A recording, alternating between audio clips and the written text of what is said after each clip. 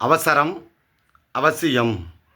நாளைய தினம் தமிழ்நாடு தழுவிய அளவில் நடைபெற இருக்கிற இடஒதுக்கீடு போராட்டத்தில் இந்த பெரும்பான்மை சமூகத்திற்கு நியாயம் கேட்டு நீதி கேட்டு வீதிகளிலே கவன ஈர்ப்பு ஆர்ப்பாட்டத்தை அறிவித்திருக்கிறார் மருத்துவர் ஐயா அவர்கள்.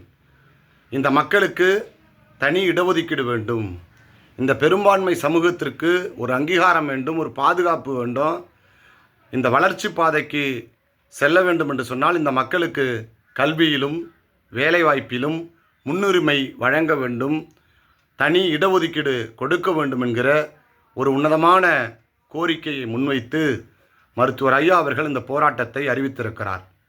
பல்வேறு ஆண்டுகளாக இந்த போராட்டத்தை மருத்துவர் ஐயா அவர்கள் எழுப்பி கொண்டிருக்கிறார், இந்த கோரிக்கையை எழுப்பி கொண்டிருக்கிறார், பேசி கொண்டிருக்கிறார், எழுதி கொண்டிருக்கிறார். பத்திரிகையின் வாயிலாக செய்தியாளர்களை சந்திப்பின் மூலமாக முதலமைச்சரை நேரடியாக சென்று தனி இடஒதுக்கீடு வேண்டும் என்கிற கோரிக்கையை முன்னெடுத்து பேசி கொண்டிருக்கிறார். ஆனால் இந்த அரசாங்கம் செவிமடுக்க மறுக்கிறது. இந்த பாட்டாளிகளின் குரலை கேட்க மறுக்கிற அந்த அரசாங்கத்திற்கு கேட்க வேண்டும், செவிட்டு காதுகளிலே இந்த சத்தம் கேட்க வேண்டும் என்பதற்காகத்தான் இந்த கவன ஈர்ப்பு ஆர்ப்பாட்டம் மருத்துவர் ஐயா அவர்கள் அறிவித்திருக்கிறார். சென்னையிலே மருத்துவர் ஐயா அவர்களே தலைமையேற்று 87 வயதில் இந்த போராட்டத்தில் இறங்க இருக்கிறார். அருள் கூர்ந்து நீங்கள்லாம் எண்ணி பார்க்க வேண்டிய செய்தி என்னென்னா, 87 வயதில் ஒரு மருத்துவராக இருக்கக்கூடியவர், ஒரு செல்வ செழிப்பில் இருக்கக்கூடியவர், உலகமே பார்த்து வியக்கக்கூடியவர், இந்தியாவினுடைய மூத்த அரசியல்வாதியாக போற்றப்படக்கூடியவர், தான் சொன்னால் இந்த உலகத்தில் எதுவும் நடக்கக்கூடிய வாய்ப்பு பொருந்திய ஐயா அவர்கள் இன்றைக்கு தன்னுடைய நலனுக்காக இல்லாமல் இந்த சமுதாயத்தினுடைய நலனை கருத்தில் கொண்டு, இந்த மக்களின் நலனை கருத்தில் கொண்டு தான் ஓய்வெடுக்க வேண்டிய வயதில் ஓய்வெடுக்காமல் இந்த சமூகம் தூங்கி கொண்டிருக்கிறது, இந்த சமூகத்தை தட்டி எழுப்ப வேண்டும், இந்த சமூகத்திற்கு தனி இட ஒதுக்கீடு வேண்டும், இந்த சமூகத்தினுடைய ஏற்றம் மட்டும்தான் என் வாழ்நாள் லட்சியம், என் மக்களை என்னை விட்டால் வேறு யார் காப்பாற்ற முடியும், என் உயிர் இருக்கிற பொழுது இந்த மக்களுக்கு தேவையான இடஒதுக்கீடை நான் வாங்கி கொடுக்க வேண்டும் என்கிற ஒரு உன்னதமான கோரிக்கையையும் லட்சியத்தையும் மருத்துவர் ஐயா அவர்கள் கையிலே ஏந்திருக்கிறார். இப்படிப்பட்ட ஒரு தலைவரை நாம் சந்தித்திருக்கிறோம், வாழ்ந்து கொண்டிருக்கிறோம், அவர் வழியில் பின்பற்றி கொண்டிருக்கிறோம். இப்படிப்பட்ட தலைவரை நம்ம சந்திக்காமல் போயிருந்தா, பார்க்காம போயிருந்தா, காலம் நமக்கு அறிமுகம் செய்து வைக்காமல் போயிருந்தா நமக்கு எதுவுமே கிடைக்காமல் போயிருக்கும். எங்கள் அப்பா படிக்கலை, எங்கள் தாத்தா படிக்கலை, நான் மட்டும்தான் படிச்சிருக்கேன். அதற்கு காரணம் மருத்துவர் ஐயா அவர்கள். இன்றைக்கு இந்த நிலை எல்லா கிராமங்களிலும் இருக்குது, எல்லா நகரங்களிலும் இருக்குது. இன்றைக்கு முதல் தலைமுறையாக நாம் படித்திருக்கிறோம் என்றால் மருத்துவர் ஐயா தான். அது முழுமை பெறவில்லை, இன்னும் அது முழுமை பெற வேண்டும் என்பதற்காகத்தான் மருத்துவர் ஐயா அவர்கள் இந்த 10.5% இடஒதுக்கீடு வேண்டும் என கேட்கிறார். எங்களுக்கு ஒரு 15% இடஒதுக்கீடு வேணும், குறைஞ்சபட்சம் 10.5% இடஒதுக்கீடு வேண்டும் என்கிற ஒரு உன்னதமான கோரிக்கையை மருத்துவர் ஐயா அவர்கள் முன்வைத்திருக்கிறார். இடஒதுக்கீடு வேணும் அப்படின்னு நம்ம கேட்குற போது, எதுக்குங்க இடஒதுக்கீடு, எதுக்குங்க ஸ்கூலில் சான்றிதழ் கேட்குறீங்க, ஜாதி சான்றிதழ் கேட்குறீங்க, நீங்களே சாதியை ஒழிக்கணுங்கிறீங்க, சாதிலாம் இல்லை எல்லோருக்கும் எல்லான்னு சொல்கிறீங்க, ஆனால் சாதியை கேட்குறாங்களே ஸ்கூலில் அப்படின்னு இன்னமும் கேட்குறார்கள். அந்த இடஒதுக்கீடு என்பது நமக்கு சலுகை அல்ல, ஏதோ இனாமாக கொடுக்கப்படுகிறதல்ல, நம்முடைய உரிமை அது. ஏன்னு கேட்டால் காலம் காலமாக பாட்டாளிகளாக உழைப்பாளிகளாக இந்த மண்ணின் மைந்தர்களாக நாம் வாழ்ந்து கொண்டு இருக்கிறோம்.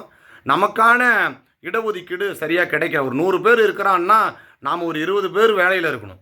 100 பேர் இருக்கிற இடத்துல நமக்கு தனி இடஒதுக்கீடு இருந்தால் ஒரு 20 பேர் வேலையில் இருக்கணும், இல்லை 15 பேராவது இருக்கணும் குறைஞ்சபட்சம். இப்போ நாம் என்ன கேட்குறோம்னா 10.5 கொடுங்கன்றோம். ஒரு 100 பேர் வேலை வாய்ப்பில் இருக்காங்கன்னா ஒரு 11 பேர் நாங்கள் இருக்கணும் அப்படிங்கிறதான் எங்களுடைய கோரிக்கையாக இப்போ வைத்து இந்த போராட்டத்தை அறிவித்திருக்கிறார் மருத்துவர் ஐயா அவர்கள். ஆனால் இதை புரிந்து கொள்ளாமல் இன்றைக்கு எல்லா இடத்துலையும் எல்லாரும் இருக்கிறாங்க, இதுக்கு எதுக்கு இடஒதுக்கீடு என கேட்கக்கூடிய ஒரு சூழல் இன்றைக்கு நிலவுகிறது. அருள் கூர்ந்து உங்களுக்கு இடஒதுக்கீடுனா என்னன்னு உங்களுக்கு தெரியலனா எளிமையாக ஒரே ஒரு செய்தி சொல்கிறேன், நீங்கள் கேட்டு தெரிஞ்சுக்கோங்க. ஒரு 100 பேர் ஒரு அரங்கத்தில் இருக்கிறோம், ஒரு இடத்துல இருக்கிறோம் அப்படின்னு சொன்னால் 100 பிரியாணி பொட்டலம் இருக்கும். அதை 100 பேருக்கும் ஆளுக்கு ஒன்று கொடுத்துடணும். அது பேர் தான் இடஒதுக்கீடு, அது பேர் தான் வீராச்சார அடிப்படை, அது பேர் தான் சமநோக்கு, சமதர்மம், சம வாய்ப்புங்கிறது. எல்லோருக்கும் ஒன்று ஒன்று கிடச்சா எல்லோருக்கும் வயிறு நிறைய, எல்லோரும் மகிழ்ச்சியாக போவாங்க. ஆனால் மேலே இருக்கக்கூடியவர்கள் என்ன செய்து கொண்டு இருக்கிறார்கள்னு கேட்டால், அவர்களுக்கு வேண்டியவர்களை பார்த்து 2 கொடுக்கிறார்கள், அவர்களுக்கு வேண்டியவர்களை பார்த்து 3 கொடுக்கிறார்கள், அவர்களுக்கு வேண்டியவர்களுக்கு 4 கொடுக்கிறார்கள். அப்போ கொடுத்துட்டு வருகிற பொழுது 100 பேர் இருக்கிற இடத்துல 60 பேருக்கு தான் அவங்களால கொடுக்க முடியுது, 70 பேருக்கு தான் கொடுக்க முடியுது, மீதி 30 பேருக்கு கொடுக்க முடியலை. அப்போ என்ன செய்கிறாங்க? மறுபடி வந்தால் தரேன்னு சொல்கிறாங்க, பிறகு பார்க்கலாம்னு சொல்கிறாங்க.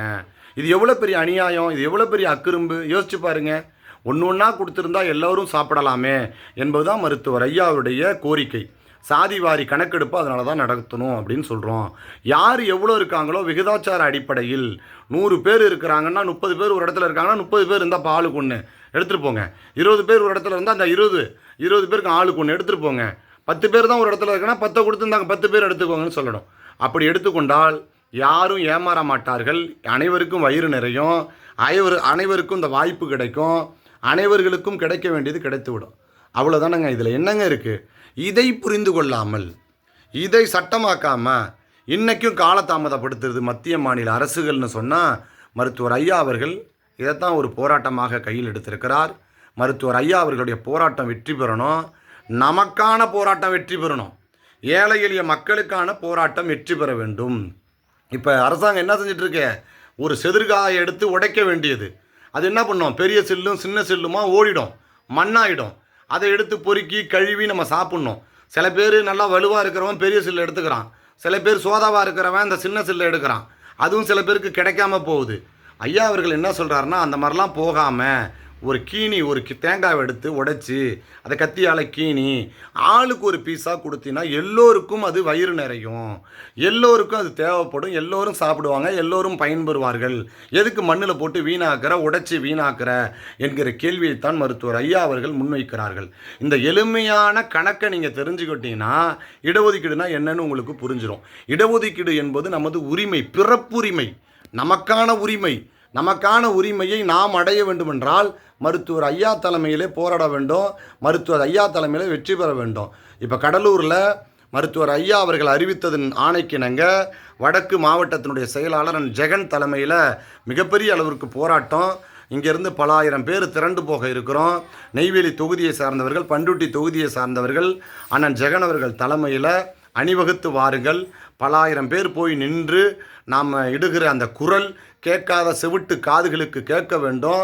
இடஒதுக்கீடை பெற்றுத்தர வேண்டும், சாதிவாரி கணக்கெடுப்பை உடனடியாக நடத்திவிட வேண்டும் என்கிற அந்த உன்னத லட்சியத்தோடு பயணிப்போம். இந்த பெரும்பான்மை சமூகம் ஆள வேண்டும், பெரும்பான்மை சமூகத்திற்கு கிடைக்க வேண்டிய உரிமை கிடைக்க வேண்டும் என்று சொன்னால் எல்லோரும் வீதியில் இறங்கி போராடுவோம், வெற்றி பெறுவோம். எல்லோருக்கும் எல்லாம் கிடைக்க வேண்டும். பின்தங்கியவனுக்கும், ஒடுக்கப்பட்டவனுக்கும், நசுக்கப்பட்டவனுக்கும், பிற்படுத்தப்பட்டவனுக்கும் விகிதாச்சார அடிப்படையில் எல்லோருக்கும் எல்லாத்தையும் வழங்க வேண்டும் என்கிற உன்னதமான கோரிக்கை வெற்றி பெறட்டும். இளைஞர்களே, மாணவர்களே, திரண்டு வாருங்கள், போராட்டத்தில் பங்கேற்போம், போராட்டத்தை வெற்றி பெற செய்வோம். மருத்துவர் ஐயா காலத்தில் நமது உரிமையை வென்றெடுப்போம். நன்றி, வணக்கம்.